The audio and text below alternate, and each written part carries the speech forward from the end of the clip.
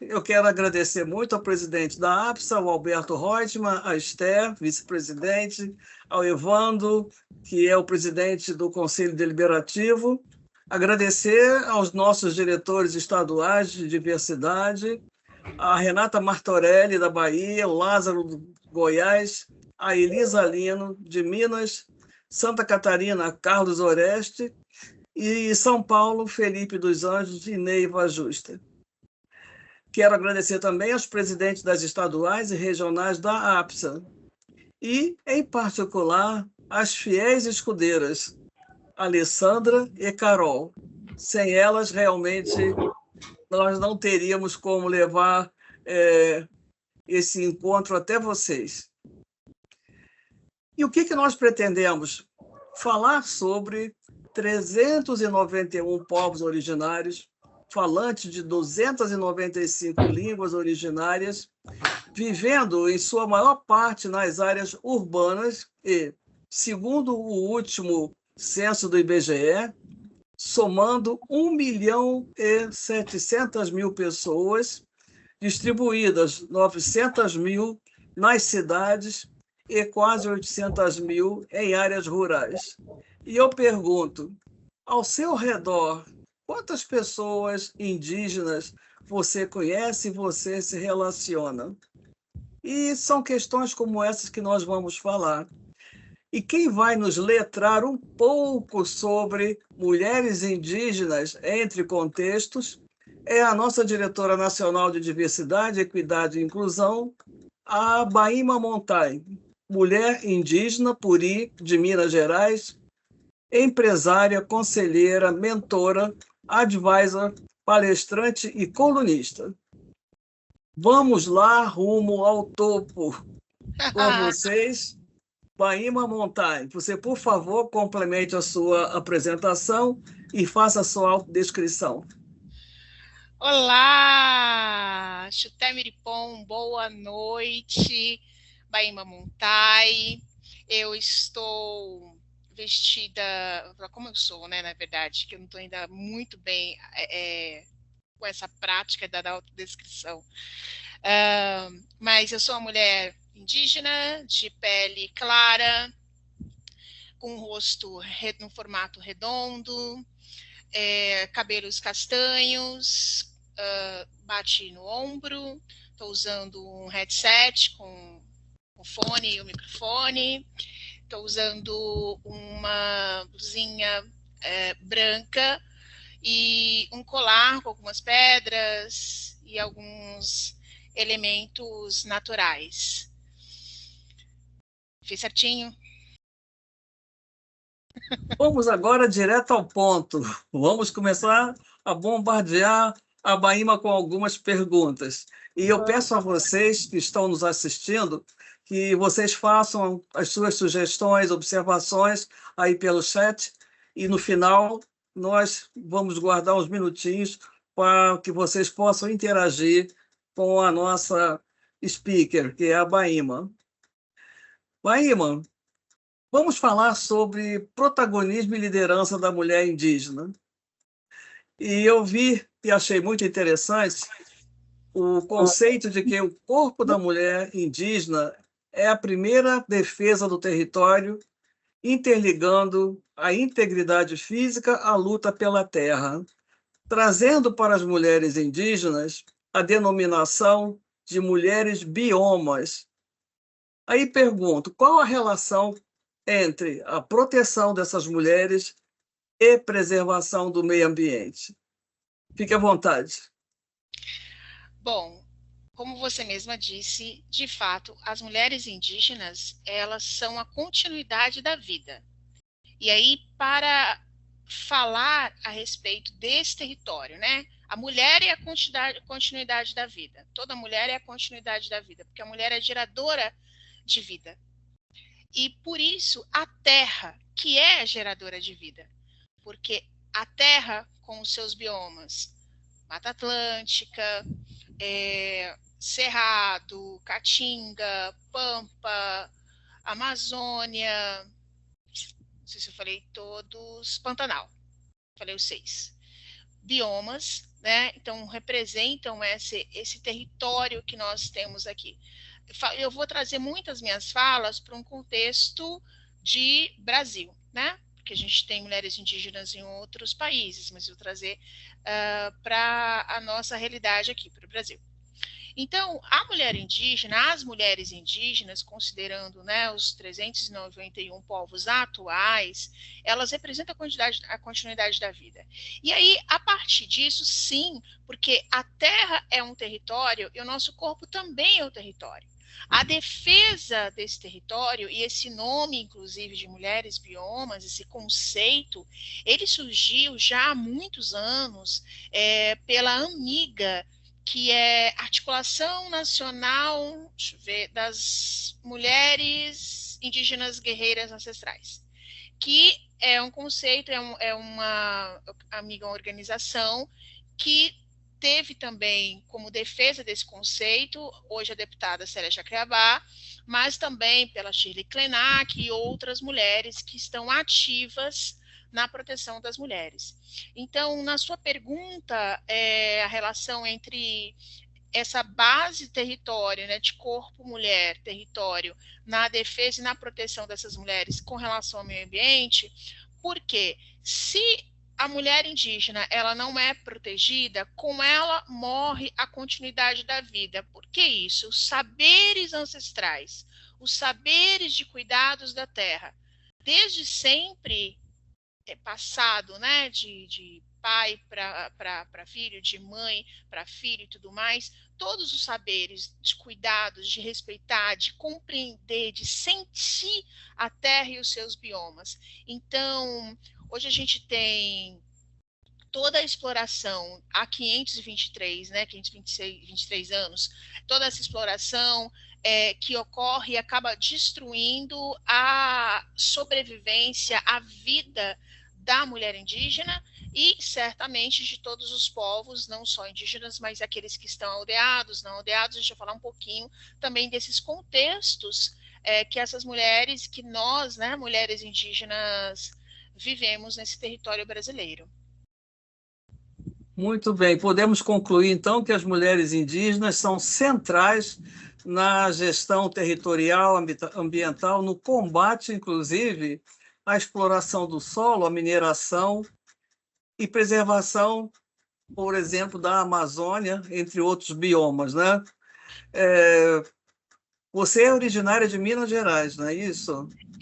Eu nasci em Teófilo Otoni, Minas Gerais, num aldeamento de pessoas escravizadas de uma fazenda que era do primeiro prefeito de Teófilo Otoni, na década de 1841, Antônio Soares da Costa, que passou a ser o meu tataravô. Major, um português que veio aí a ter o meu avô, Lorival, acabou tendo a minha avó, Puri, como empregada.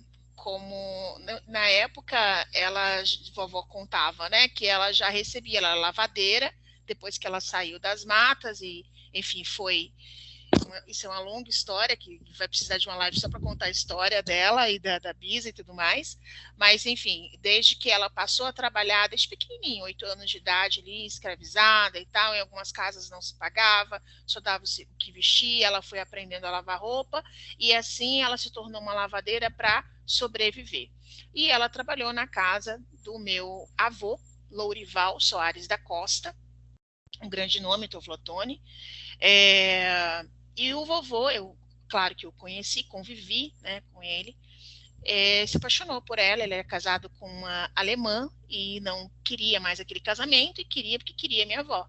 E com a minha avó formou família e tirou ela de dentro de casa, deu uma propriedade, né, o espaço daquele aldeamento, parte dele se tornou a nossa comunidade indígena. As coisas não foram fáceis, mas, como diz a minha avó, ele acabou sendo bom para mim.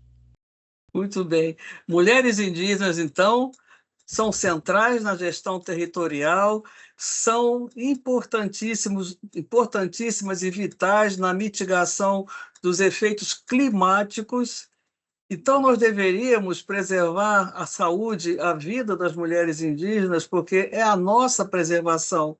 Mas as mulheres indígenas são invisibilizadas. E eu lhe pergunto, Baíma, quais papéis fundamentais as mulheres indígenas desempenharam no século passado, ou séculos passados, e no século XXI, que foram invisibilizados, na sua opinião? Quais papéis?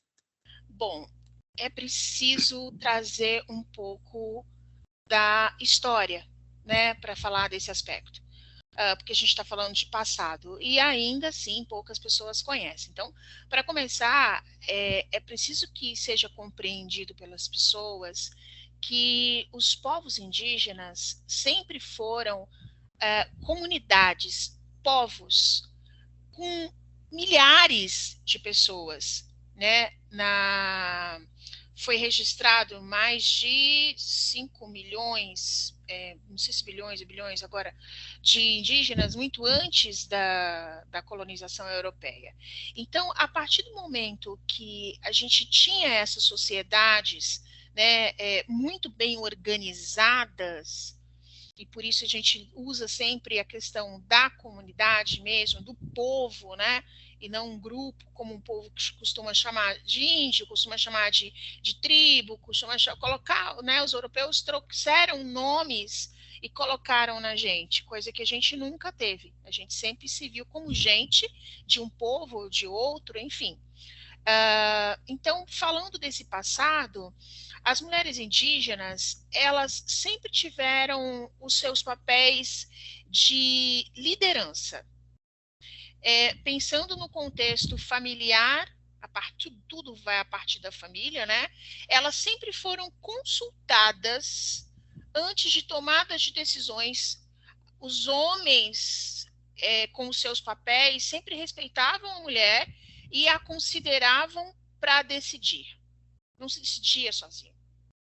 Então, a mulher indígena desempenha um papel de liderança. Ela tem um papel muito diverso, até mesmo nas próprias ações dentro de uma comunidade e aí descentralizou, né, por conta da colonização, da escravização, mas a autonomia, a geração não vou agora de renda, mas desde que passou a existir a necessidade de renda, mas a geração de coisa. Quando a gente está falando de geração de vida, a mulher gera o artesanato, a mulher gera, porque ela faz a panela de barro para cozinhar, é ela que vai atrás e que também sabe acender o fogo, sabe fazer a lenha, sabe? Ela é muito autônoma. E ela é muito defensora de tudo aquilo que tem vida. Então, trazendo esse papel da mulher indígena, o papel desempenhado, né, em toda essa ancestralidade, trazendo ali no passar das décadas até hoje, ela sempre foi protagonista, ela sempre esteve à frente, inclusive quando se teve aí a questão do dinheiro, dessas trocas, e que passou a existir o dinheiro, né? A mulher indígena ela também tinha a sua atividade de trabalho. E a partir daí criava-se, seja artesanato, seja alimentos, seja roupas. A gente tem até o próprio povo Machacali, inclusive, que que criou as próprias roupas, que desde que passaram a entender que os europeus matavam, né, os povos indígenas por meio de doenças nas roupas, então eles deixaram de usar as roupas que eram doadas, né, os tais presentes, e passaram a fazer as próprias roupas. A minha mãe, por exemplo, ela desde criança, era o meu avô e a minha avó que costurava, não usava-se roupa de nada nem de ninguém, comprava tecido e fazia.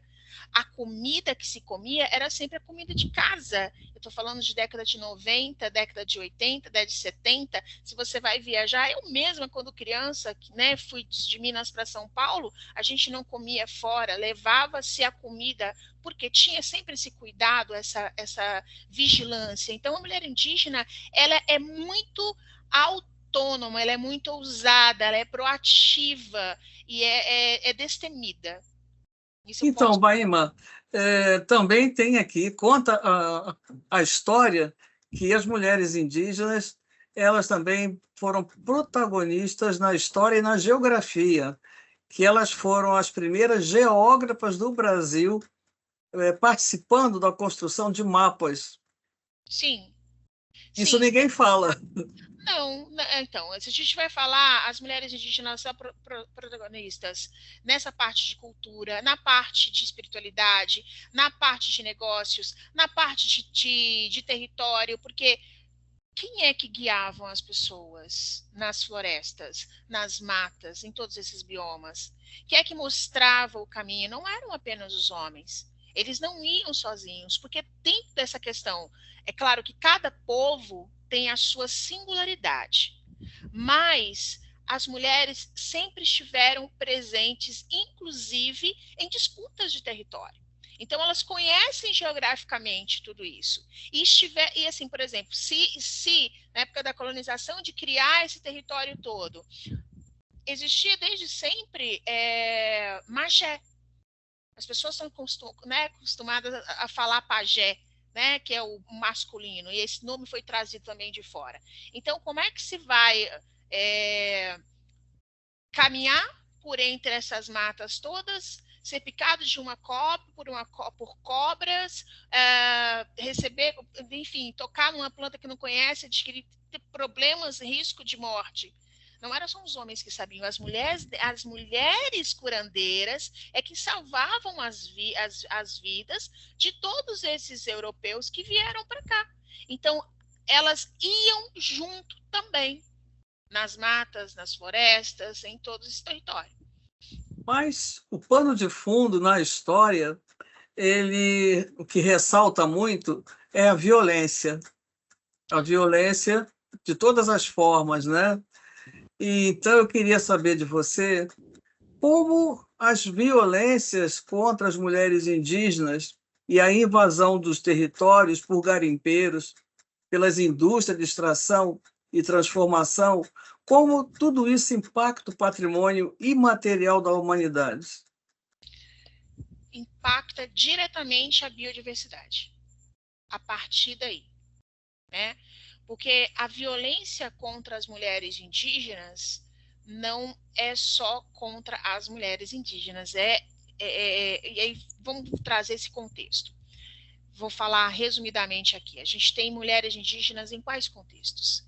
A gente tem as mulheres indígenas que estão aldeadas em territórios demarcados, outras em território demarcados, mas que não foram homologados, outras em territórios que foram tomados, reapropriados, mas ainda não tem nem homologação, demarcação, nem nada. Então, o que acontece? Esses territórios, muitos deles não têm água.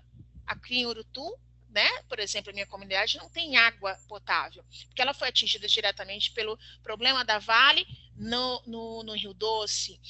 A gente tem mulheres que estão aldeadas e elas têm um contexto urbano, porque elas saem para supermercado, elas saem para estudar, elas saem para diversos assuntos. Então, ela fica na aldeia e fica na cidade. A gente tem também um contexto de mulheres indígenas em áreas rurais, eu sou uma delas. A gente tem a maior parte das mulheres indígenas em áreas urbanas, em centros urbanos. Milhares de mulheres indígenas em áreas urbanas. Então, é preciso primeiro entender esses diversos conceitos, esses contextos em que elas estão, em que nós estamos, né? Em se tratando disso. Então, quando eu falo de mulheres indígenas, afeta diretamente a biodiversidade. Porque uma vez que nós dentro das nossas habilidades, dos nossos saberes, estamos ocupando lugares, seja dentro da floresta, da mata, no cerrado, seja no corporativo, no governo, onde for, e a gente está protegendo os biomas, a gente está protegendo a terra, uma vez que essa violência chega até nós, ela afeta e abre espaço para que as pessoas negacionistas continuem destruindo o patrimônio da humanidade. Só que aqui eu quero trazer uma reflexão, principalmente para outros tipos de mulheres que estão em regiões de mata, que não são apenas as mulheres indígenas. Nós temos as mulheres quilombolas, nós temos as mulheres negras, as mulheres ribeirinhas, a gente tem as mulheres ciganas, os povos ciganos, que não estão lá, mas estão nas cidades. A gente tem diversos tipos de comunidades tradicionais que estão distribuídos em territórios brasileiros, em diversas situações, em diversos contextos.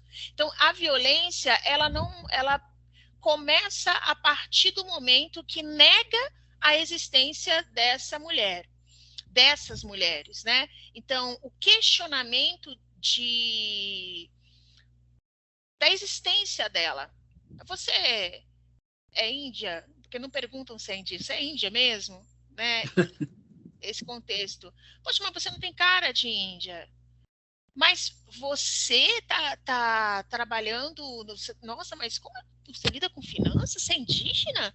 Mas eu pensei que indígena só sabia comer, plantar, comer, viver na roça, viver nas matas. Então as pessoas criaram um estereótipo aqui na mente, uma limitação, um bloqueio, que pensa que a mulher indígena de hoje é a mesma de 1500, do século XVI.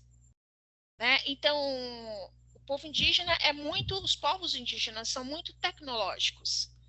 Todo esse processo que a gente está vendo hoje de ESG nas organizações, de sustentabilidade, de reduzir, reciclar, reutilizar, isso não vem de fora, isso vem da gente. Só que isso a gente não é reconhecido, isso também é uma violência. É uma violência contra os nossos saberes ancestrais. E a violência, Baima, e a violência contra o corpo da mulher indígena? Olha, a partir do momento que a água é afetada, o corpo da mulher indígena é afetado. A partir do momento que a terra é afetada, que o clima é afetado, o corpo da mulher indígena é afetado. As crianças nascem adoecidas. As crianças têm menor probabilidade de sobrevivência. E mães que são obrigadas a vender os seus filhos, ou que são roubados os seus filhos. E aqui eu vou trazer um pouco de história real. Eu fui uma criança roubada por uma mulher branca no colo da minha mãe, na década de 80, na rodoviária de Teófilo Otoni, em Minas Gerais. Mamãe estava na rodoviária comigo no colo, e ela disse que eu era pequena, devia ter 1 ano e pouco, e uma mulher branca veio, ai que linda, e me puxou do braço da minha mãe. Porque precisava de crianças indígenas para serem escravizados, ou enfim, para poder se tornar, né, várias situações que aconteceram. Isso ainda acontece. Isso acontece. Acontece, eu sou uma mulher indígena também, que sofri violência física no meu corpo. Não só pela água, não estou falando desses aspectos que eu falei, mas violência doméstica. A gente tem nas aldeias, nas comunidades, várias mulheres que sofrem violências físicas, inclusive, por conta de continuar os saberes ancestrais, os saberes espirituais. E são agredidas fisicamente por homens da própria etnia, da própria comunidade. Porque ainda temos a colonização cristã disseminada nas comunidades. Ainda tem a questão desta violência existindo. Então, assim, a mulher indígena, ela sofre violências, mas eu posso dizer que todas as outras mulheres, inclusive a mulher negra, porque ela é invisibilizada. A existência, isso é a pior violência que existe contra o corpo, é quando você tem o corpo físico da mulher e a pessoa questiona que ela é. E tem diversas formas de questionar. Quando uma organização, por exemplo, abre um processo seletivo para contratar e abre lá vagas para mulher negra, para mulheres negras, por que não tem para mulher indígena? Nas conversas em paralelo, né, em organizações de várias lideranças, nós estamos falando de diversidade porque precisamos ter equidade, então as mulheres brancas, as mulheres negras, as mulheres LGBT, as mulheres com deficiência, e ninguém cita mulher indígena, é como se não existisse. Então, eu penso e entendo que essa violência é pior para nós por conta da invisibilização. E falando do mundo do trabalho, já que você citou alguns exemplos, quais as principais barreiras, na sua opinião, que as mulheres indígenas enfrentam para empreender na indústria de transformação? Educação, conhecimento, oportunidade. Nós temos hoje a Amazônia em foco. Todo mundo fala da Amazônia, porque é ainda o restante que tem-se de biodiversidade, de mata, para poder, é o pulmão do mundo, né? O que sobrou. Então, a Amazônia ela é responsável não só pelo Brasil, mas pelo mundo, né? A gente sabe disso. Agora, quando a gente está falando disso, a gente está falando também dos saberes ancestrais, e eu sempre vou bater nessa tecla, porque os saberes ancestrais, eles não são apenas ligados a saber plantar, a colher, a saber fazer uma reza, a tirar um espírito ruim, da parte da curandeira, a saber um remédio que é bom para isso, um remédio para dor, um aquilo. Não. Os saberes ancestrais, eles são muito além disso. Como você mesma citou, a questão do território, né, a geografia de mapas e tudo mais, né, de liderança. Então, isso tudo começa com os saberes ancestrais dessas mulheres aplicados em algo que vai gerar uma transformação. Então, a gente tem fortemente as mulheres indígenas atuando nos negócios de diversas indústrias de transformação. Então, a gente pode ver ali a colheita de sementes, a colheita de frutos. A Natura é uma grande empresa que tem atuação nessa parte que contrata, que trabalha, né, com essa questão de uso dos minérios, de uso de transformação da andiroba em produtos de higiene, de limpeza física e tudo mais. A gente tem várias outras indústrias que estão preocupadas há muito tempo e têm ações progressistas, né, e que envolve realmente os povos originários, mas a gente tem mulheres indígenas trabalhando em manufatura mesmo, com relação a fazer acessórios de moda, desde joias, né, de roupas, de bolsas, de calçados. A gente tem a mulher indígena atuando na parte da alimentação. A gente tem tudo isso, mas sempre é contratada a mão de obra dessas mulheres, mas não tem incentivo educacional para que elas realmente possam empreender e se tornar ali uma empresária com uma empresa que possa chegar numa perenidade, que possa crescer. Ela falta ainda, eu entendo que a educação não só para negócios, mas oportunidades e incentivos para que ela compreenda o mundo, uh, e entenda que os saberes delas também são necessários nessa indústria de transformação. Quando ela é invisibilizada, quando a mulher que é a detentora, que é a grande líder, seja na aldeia, seja no território urbano, seja lá, quando essa mulher ela não tem as necessidades básicas delas atendidas, quando ela não tem, isso é muito grave. Quando ela não tem comida, ela não tem condições de comprar uma boa roupa, ela é barrada para estudar em universidade, ela não tem oportunidade de bom trabalho. Como que ela vai pensar em empreender? Se para uma mulher, como comparar aqui com uma mulher branca,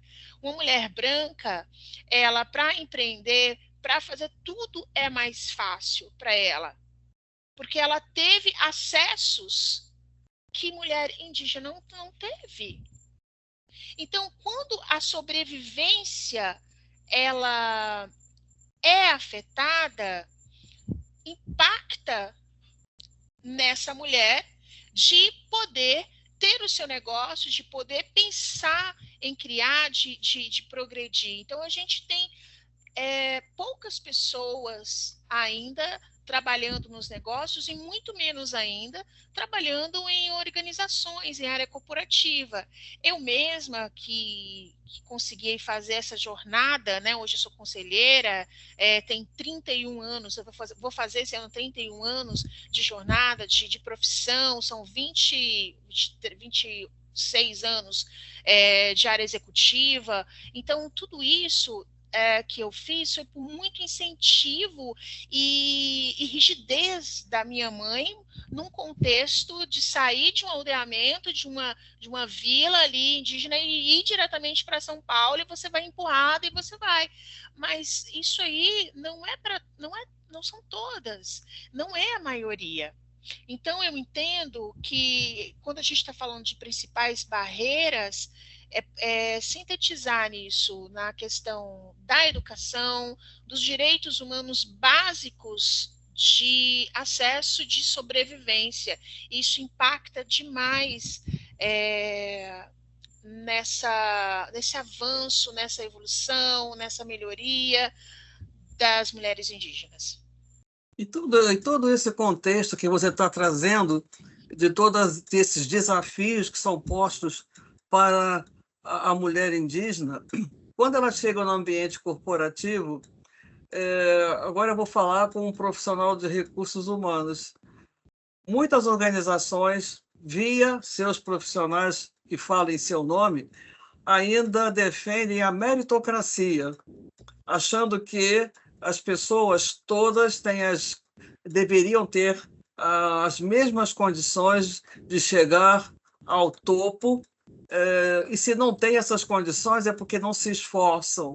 Elas esquecem que cada um de nós tem um ponto de partida e vários desafios à frente. Então, está faltando, na minha opinião, das organizações colocar em prática o princípio da equidade. Não adianta incluir, né? Mas incluir com equidade, considerando que cada um de nós tem históricos de vida diferentes, nós temos privilégios, alguns, e temos desprivilégios para outros. Então, isso tem que ser considerado. A questão do letramento em diversidade nas organizações hoje, eu vejo como fundamental, vital, como uma estratégia vital. Falar de diversidade, todo o seu guarda-chuva, e destacar, dentro dessa diversidade, quais são aqueles grupos mais minorizados e por quê. E aí é o cerne da questão. Enquanto nós ficarmos falando que o Brasil foi descoberto por portugueses, por Pedro Álvares Cabral, enquanto nós ouvirmos isso, é porque nós não estamos evoluindo. Acho que dia 22 de abril não deveria mais ser um dia de comemoração, e sim um dia de reflexão, porque este país ele foi possuído, invadido pelos europeus, no caso aí os portugueses, e os seus povos escravizados, tanto os que estavam aqui quanto os que estavam lá na África.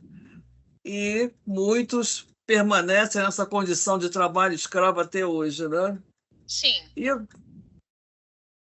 então, Maíma, pelo que você falou, a medida número um seria o acesso à educação, a oportunidade de acessar informações, a oportunidade de educar-se igual às demais pessoas, e não achar, não, porque é uma indígena, porque é um povo cigano. Existe muito que você falou do povo cigano. Eu fui introduzida numa tribo cigana no Brasil, me aceitaram, e, inclusive me colocaram um nome cigano. E eu convivi um pouco com essa tribo e eu percebi o seguinte: eles têm uma autoestima tão, tão, tão elevada que eles não se abatem. Mas dentro do nosso contexto país, eles continuam invisibilizados, vivendo em guetos. Então nós temos que realmente pensar aqui, eu acho que cada uma das pessoas que estão aqui hoje poderiam sugerir medidas com base em todo esse histórico, como nós podemos mudar essa situação. E está faltando oportunidade, mas uma oportunidade que é brecada pelos estereótipos, pelo preconceito, e quem tem o poder discrimina.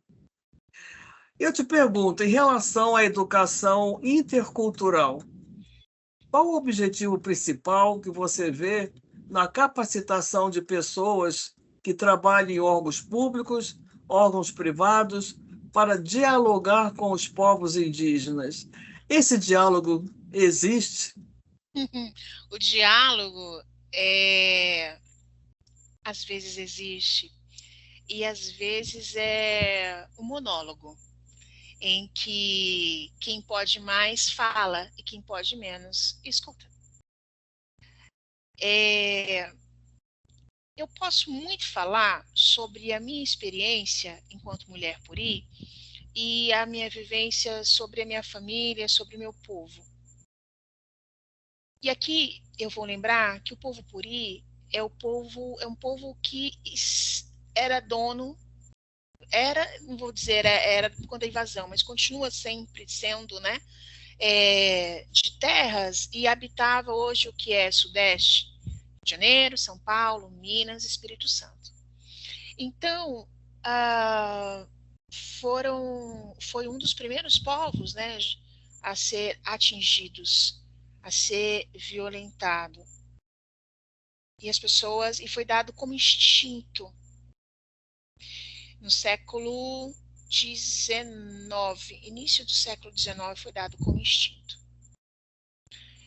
E o movimento de ressurgência começou há cerca de 15 anos, mais ou menos.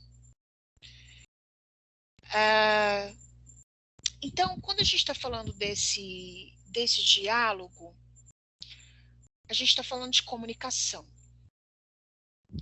E essa comunicação, dentro de um ambiente privado, ela quase que não existe, porque não existem pessoas indígenas trabalhando em organizações. Então, não tem diálogo a partir daí. Durante todo o meu período de jornada de carreira profissional, eu não podia falar firmemente que era indígena. Eu não cheguei na presidência da maior multinacional de embalagens sustentáveis do mundo dizendo que eu era Embaíma Montai. Eu usava o meu nome de registro de nascimento, porque nós nunca podemos ter o nosso próprio nome.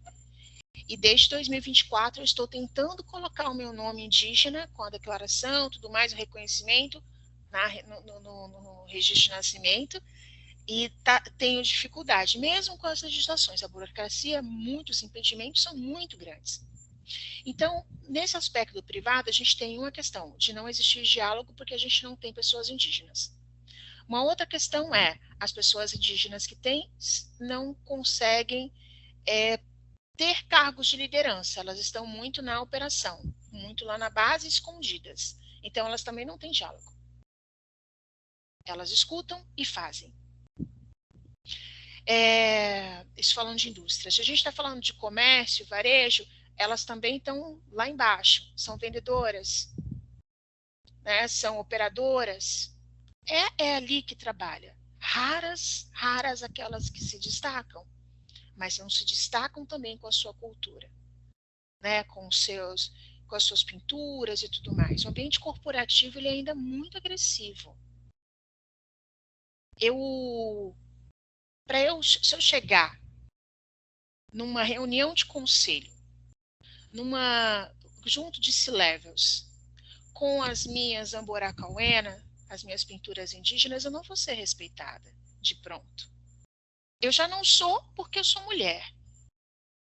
Né? Então, eu tenho que provar sempre o meu conhecimento pela minha inteligência. Coisa que homem não precisa. Então, essa parte. Em outros cenários de diálogo, nessa parte privada ainda, para aquelas raríssimas mulheres que dizem ser indígenas, né, porque dizem no sentido, eu sou indígena, elas assumem ali, essas mulheres, assim como eu, a gente tem que ter muito cuidado sobre as nossas falas. A gente tem que escutar muito, a gente tem que pensar muito sobre aquilo que vai colocar. Porque ainda existe um preconceito muito forte de que os povos indígenas são chamados, né, de tupiniquim. Tupiniquim é um povo, mas quando eles falam são tupiniquim, ou seja, não sabem de nada, não sabem de dinheiro, não sabem de negócios, não sabem fazer o país gerar riqueza. Então, é visto dessa forma, ainda, né? Por muitas pessoas. No aspecto privado, essa questão do diálogo, essa comunicação, ela também não chega ali, porque essa comunicação não chega nas pontas, em quem está vivendo ali na aldeia e tudo mais, da forma que tem que chegar. Não são todas as pessoas que são ouvidas, que são escutadas. Hoje, a gente tem um governo que tem o Ministério dos Povos Indígenas. Então, essas mulheres que estão lá estão fazendo muitas coisas boas, benéficas, ainda assim não alcançaram tudo, mas por meio delas a gente tem conseguido ter mais acesso, mais demarcação de território para o pessoal que está buscando território lá, ter visibilidade, né, seus espaços, porque na área urbana, como que se pode? Esses territórios, né, que era a floresta, eram as matas, foram destruídos, no lugar disso tem prédios. E essas pessoas, a maioria também está em favelas, está em comunidade. Então, nesse sentido, a comunicação, que são esses diálogos entre as organizações públicas e privadas com as pessoas indígenas, precisa partir primeiro do respeito, de considerar, de entender que são visíveis, que existem, que não são números do IBGE, e que essas pessoas circulam e que você tromba com ela o tempo todo. Muitas dessas pessoas precisam usar, e eu muito tempo usava, né, as pinturas e tudo mais para falar, eu sou indígena, mas graças a Deus, né, eu já voltei a conseguir pagar a minha psicóloga, então eu consegui entender que não é esse o meu caminho e que a minha luta é por respeito e igualdade, respeitando as diferenças. Então, eu não posso respeitar uma pessoa pela raça dela, eu tenho que respeitar a pessoa porque ela é uma outra pessoa. Não é por, né? Então, eu penso que é nesse sentido. Então, nesse aspecto, essa relação intercultural, ela precisa se dar. E precisa se dar a partir do momento que as lideranças compreendam que para avançar e que elas têm como muito mais ter melhor receita, melhor lucratividade, melhor lucro, melhor avanço no aspecto financeiro e não financeiro, se elas considerarem toda essa diversidade. Como diz o meu pai, todo mundo tem sangue indígena, mas nem todo mundo é indígena. Então, Baima, falando agora para a empresária, conta para nós quais têm sido assim os seus maiores ganhos no mundo corporativo, ganhos de vitórias, né? Porque esse aqui não é o caso. Mas quais as suas maiores vitórias como uma mulher que está atuando no mundo corporativo, vencendo barreiras, vencendo a discriminação pela etnia, por ser uma mulher? E aí, está valendo a pena? Pelo propósito, pela missão de vida, né? Porque nós, e assim, vou falar muito de mim nesse aspecto, eu não estou aqui de passagem, passando, né? Eu estou aqui e eu tenho um compromisso com a minha ancestralidade, sobretudo, compromisso com a vida. Então, na minha família, o meu pai, a minha mãe, os meus avós, todo mundo sempre, os mais velhos, as mais velhas, orientaram, tenha o seu próprio negócio. Trabalha por conta. Esse é o nome que se dava lá em Minas. Trabalha por conta, você tem que trabalhar por conta. Por quê? Você não pode ficar escravo. Senão você vira escravo. Se você trabalha para os outros, ele falava, você fica engordando o boi dos outros, engorda o seu. Você tem que ter autonomia, você tem que ter independência. E na terra que o dinheiro manda, você tem que ter o seu. Então, eu cresci com essa educação. Dinheiro, para mim, não foi um tabu, nunca foi sujo, nunca foi nada disso.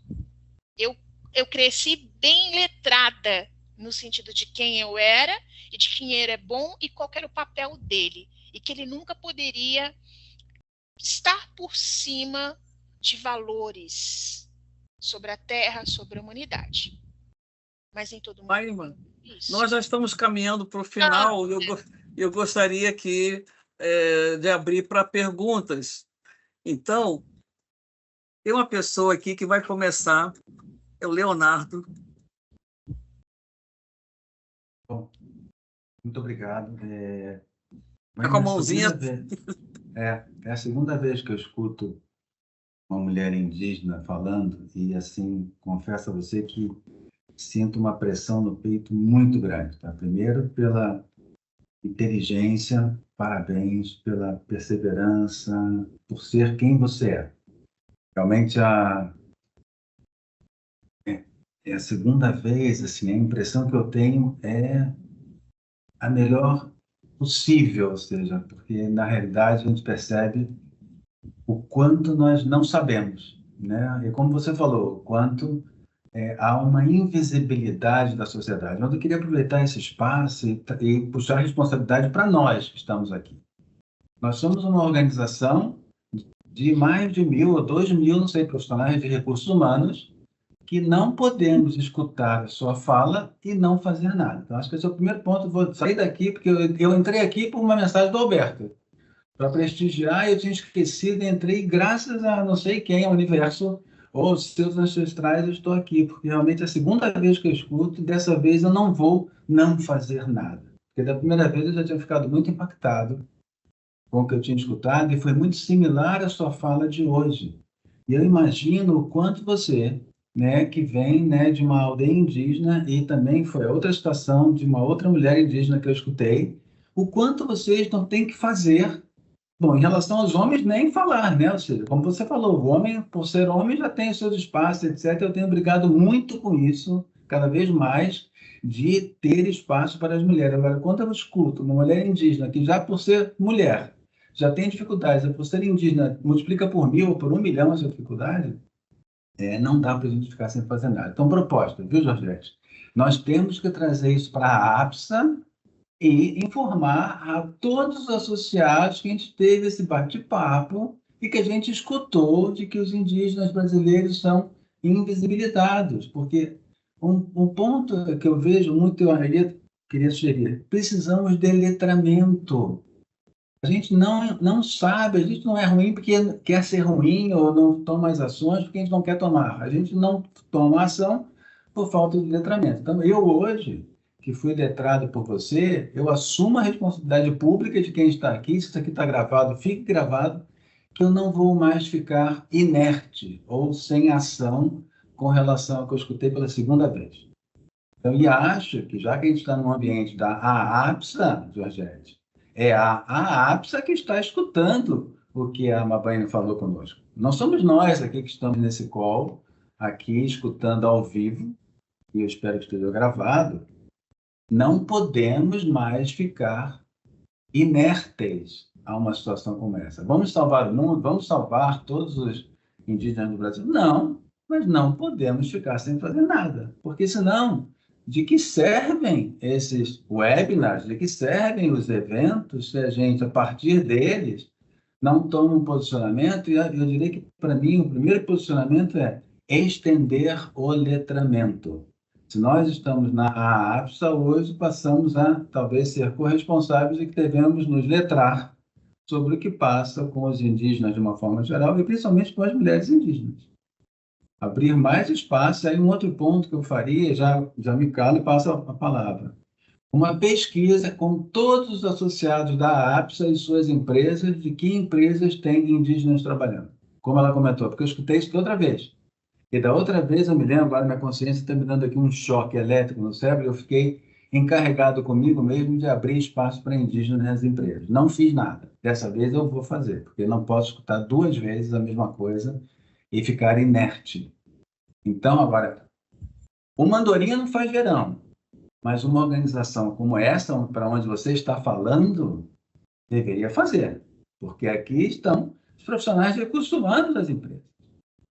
Essa organização tem acesso a eles. Então, acho que fazer perguntas, fazer uma pesquisa sobre como as empresas encaram os indígenas, você tem uma política afirmativa para a contratação de indígenas, eu acredito que 0,0 nada vai ter. Mas a gente agora já tem para negros, o que é um grande avanço.